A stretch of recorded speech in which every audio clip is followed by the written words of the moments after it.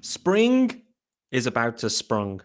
Does that even make sense? I'm not even certain. But welcome to Locked On Marlins. It's Thursday, the 23rd of February. And guys, I want to go back and look at some of the comments that have been made by Bruce Sherman, Kim Ang, and Skip Schumacher. And as well, looking ahead to baseball, spring Marlins baseball coming this weekend, and what we're likely to see, particularly on Sunday. All on today's Locked On Marlins. You are Locked On Marlins, your daily podcast on the Miami Marlins. Part of the Locked On Podcast Network, your team every day.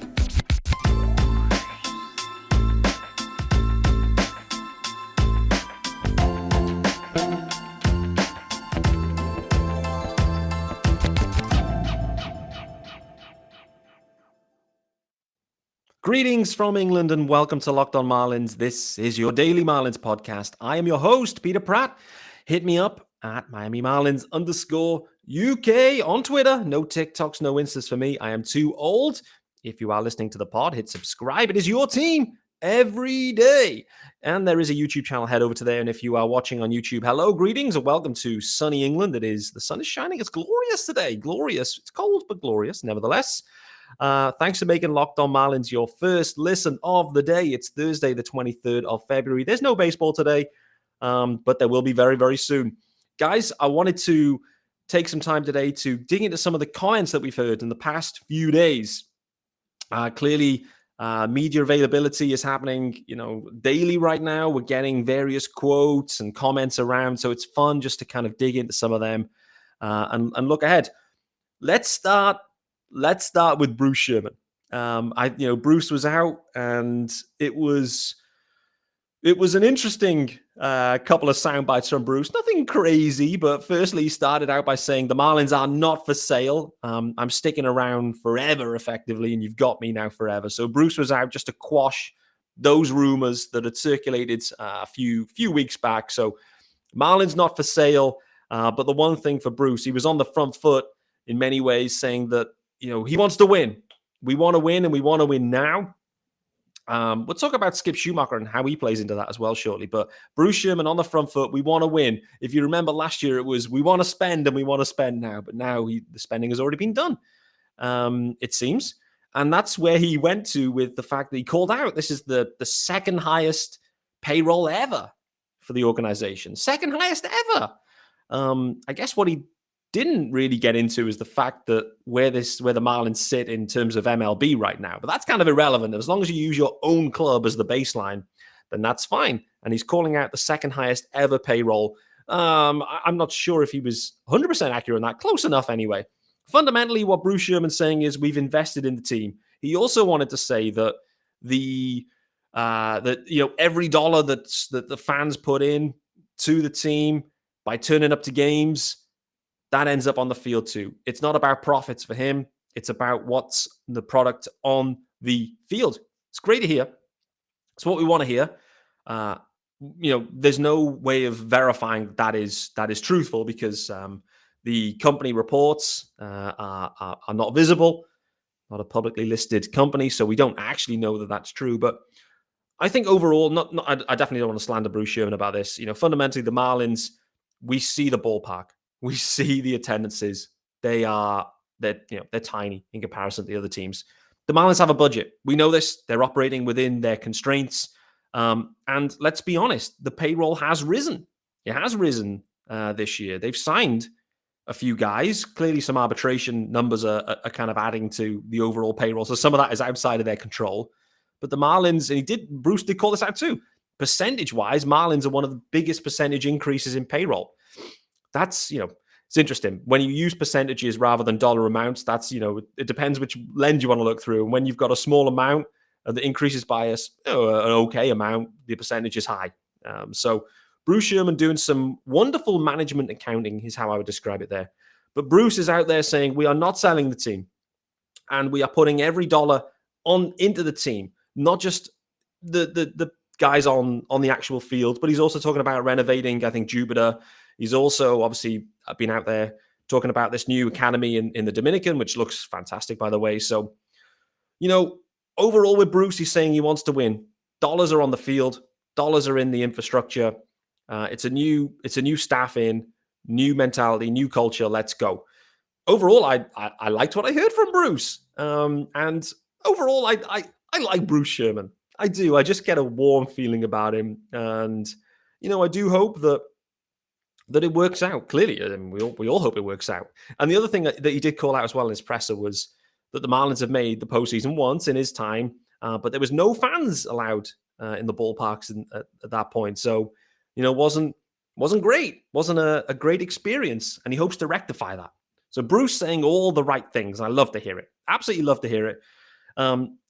Skip Schumacher, I must say, has been uber impressive.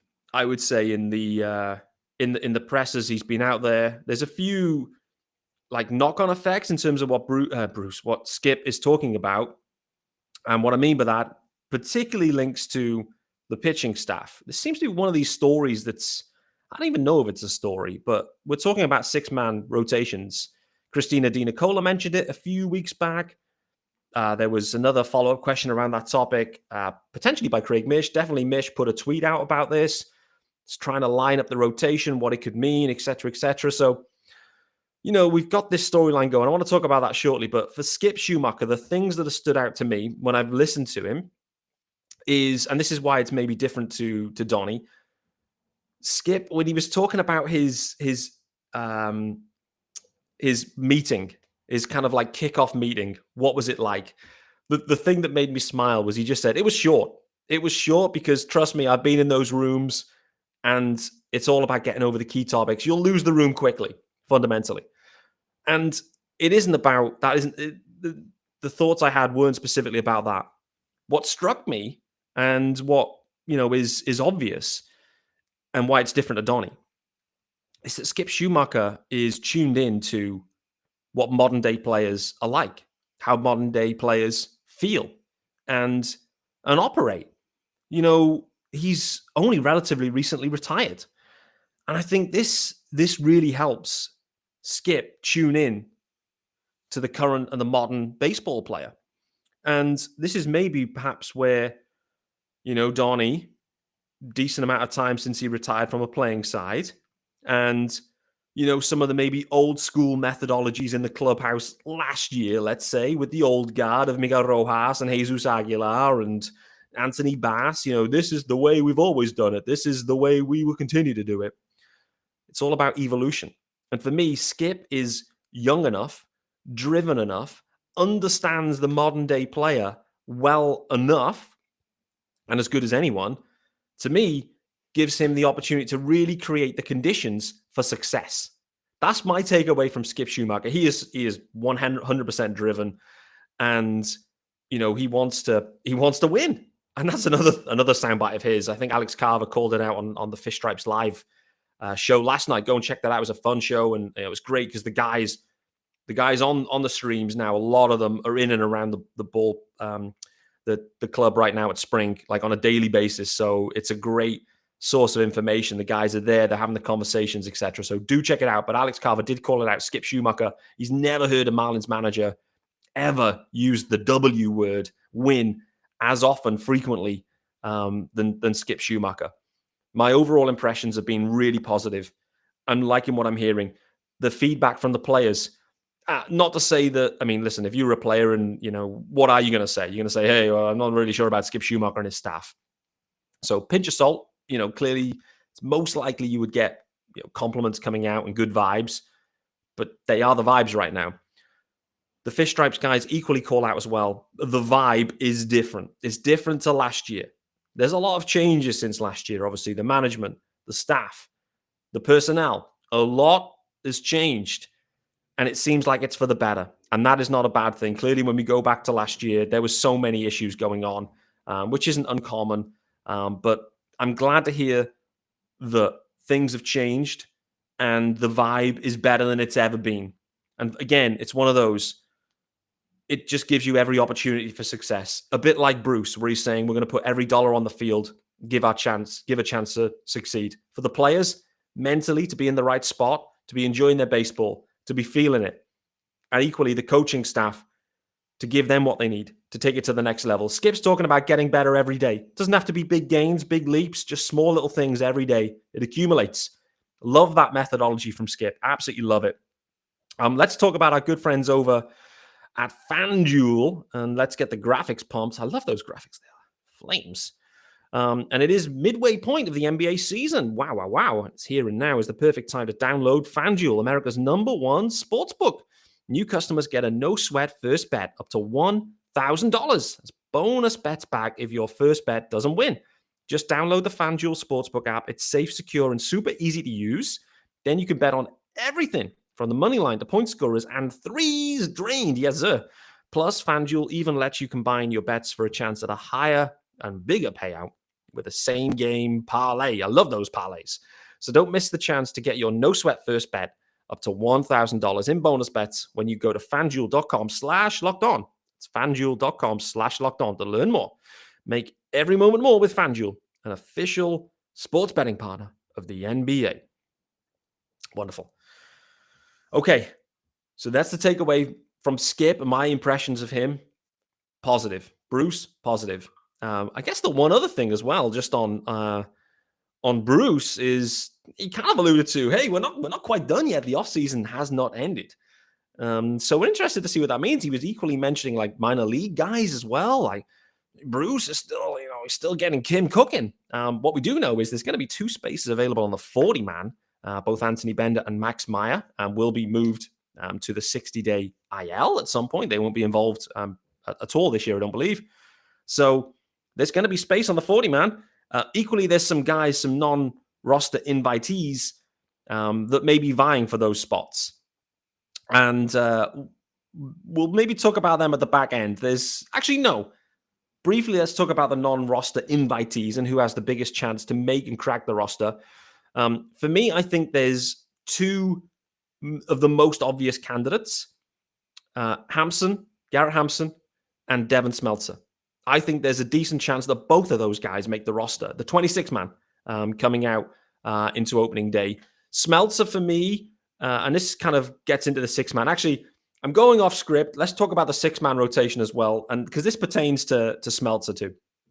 So the 6-man has come up because fundamentally the Marlins have got 6, on paper, healthy and good arms that could and should be in a major league starting rotation. So what's driving this is we've got too many arms and not enough rotation spots. Edward Cabrera has 0 minor league options, so he's on the roster. And then it comes down to how do you feel about Braxton Garrett? I think that's fundamentally what the question is at this point. Or how does Trevor Rogers look? Because, listen, Trevor Rogers, he had a poor 2022. So if Trevor has a nice spring, as does Brax, this comes down to what's happening with Braxton Garrett. For me, there's no value, and Isaac Azut talked about this yesterday, and I'm in agreement with Isaac that Braxton Garrett should be sent down to AAA, waiting for his opportunity as a starter. He proved it last year. It was a wonderful year for Braxton Garrett. He really kicked on, surprised everyone, to be honest with you. And we hope to see some of the same. I did speak about Braxton Garrett coming out of the pen in the future, but that is not right now. Midway through the year, if a few of the other guys have developed and are knocking on the door, and all of a sudden maybe Braxton Garrett's opportunity is shrunken, I do think there's a really nice long man or reliever in there with Braxton Garrett. Not to start the year, though. Having 6 men for 5 spots is fine. Send that 6th man down to AAA and start the year there. He's in a holding pattern, ready to go. When inevitably, a month in, 2 months in, whatever it is, someone will need a rest. Someone will get hurt. It's just the way it is with pitching. And so that's what I would be doing. What that means, though, going into the start of the year, this is why it pertains to Smeltzer, why I've gone off on a random segue or two here. But I think Smeltzer, for me, looks the perfect long man. He really does. And a guy that could also hop up and make a spot start, whatever it might be. I think there's a real good chance that he makes this roster, to be honest with you. So that's one of the 40-man spots going to be taken. I think Smeltzer will get it. I also think that Garrett Hampson has a real good opportunity of making the roster. for a couple of reasons. There's some position versatility in there, in the outfield plus in the infield. Really, this boils down to, do the Marlins prefer Jordan Groshans? Well, does Groshans or Amaya, do they earn a spot through spring in some ways? And they have to be on the roster. If not, then perhaps you then think, do you know what? Garrett Hampson, perfect. He's got the versatility. He's a veteran guy. We like him. Let's have him as the bench bat and send Jordan Groshans down to AAA to get everyday plate appearances and at-bats. Again, that's what it comes down to. What the Marlins want to do with Jordan Groshans and Jacob Amaya. Do they want them sat on the bench?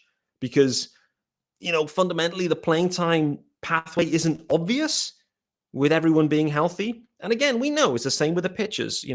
Within a month, within 6 weeks, someone will tweak a hammy, someone will need a break, and there'll be a need to get these guys up. So this isn't like a year-long thing. What's the opening day roster? In many ways, is kind of irrelevant because it's all about the depth, the fluidity, and the versatility. But overall, for me, I look at this and think Smeltzer and Hampson, good opportunities to take those 40-man spots and opening day spots too. Versatility, experience, really like Smeltzer. I think he could be a real nice under-the-radar addition, to be honest with you. Braxton Garrett down to AAA. I don't see, just on the 6-man rotation, I just don't understand why the Marlins would ever want to go down that pathway. It doesn't make any sense to me at this point.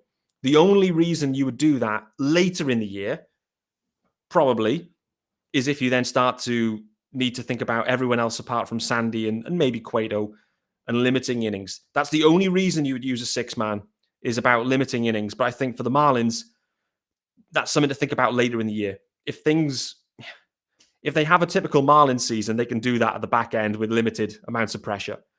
If they have a 1997 Marlins style or a 2003 style or a 2020, then again, there's options there for them. If indeed they think, hey, we're in the hunt here, we need to keep everyone fresh.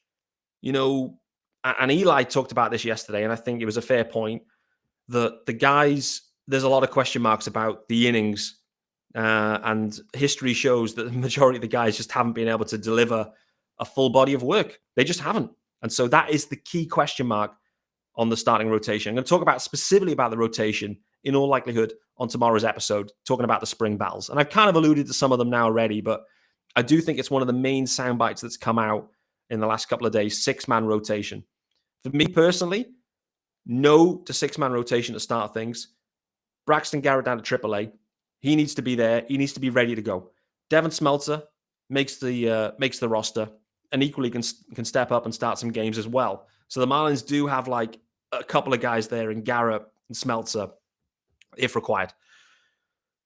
The other soundbite as well that I wanted to touch on, the last kind of 2, 3, 4 minutes. So I'm running long, but that's standard. And I've probably missed a few. But the other one came from Jazz Chisholm Jr. And it was not with the media guys specifically, but it was with Tobin and Leroy on their show. Those guys were live. So Jazz joined the show, which is great to see.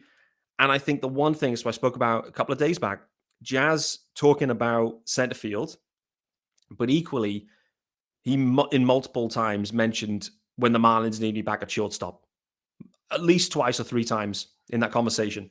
Something that was on my mind, I think, for the outfield spring battles was, well, what happens if Jazz just is an absolute stud in center field? Is he going to become a center fielder forever? Is that the plan? Is that what could happen? And it is possible. But I think with Jazz's comments, clearly for him, he still eyes himself as a shortstop and still wants to be a shortstop. He's doing the center field thing for the team. But from Kim's perspective, Kim at some point needs to find a way to solve the center field riddle longer term. And then Jazz then fills the shortstop riddle long term as well, potentially. And there are a few others around there, and Groshans and Amaya, etc. But they don't have the stick upside that Jazz does, clearly. Right now, anyway, at shortstop. The question will come about Jazz's ability at shortstop. The question will come about Jazz's ability at center field very quickly. And that's where we'll finish this episode, guys. When we look ahead, the Marlins will be playing a game on Saturday. Braxton Garrett, talked about a lot this episode, will be starting the game. and probably get 2 innings, whatever it might be. But the bigger news, Sunday's game. This is going to be a juicy one, and it's on TV, so we have the coverage, which is great. No more of the GoPro from miles away that you can barely see, which is useful. But why is it interesting Sunday? Well, you've got 2 pitchers scheduled to go back-to-back. Johnny Cueto getting the ball, I believe, to start, and then Uri Perez making his spring training debut for the Marlins on Sunday. So Cueto into Uri Perez, and as well on the offensive side, we get our first look at Jazz Chisholm Jr. in center field in an actual game. I am pumped. Baseball is on its way back. Bruce is pumped. Skip's pumped. The clubhouse culture is absolutely en fuego. This rotation, en fuego. Offense looks pumped. Boy, oh boy. I'm absolutely pumped. Thanks for making Locked On Marlins your first listen of the day. If you are thinking about your second listen, head over to Locked On MLB Prospects. Lindsey Crosby has got you covered over there. And I also, of course, will have you covered tomorrow on Friday's episode of Locked On. Until then, enjoy your Thursdays. I'll see you tomorrow.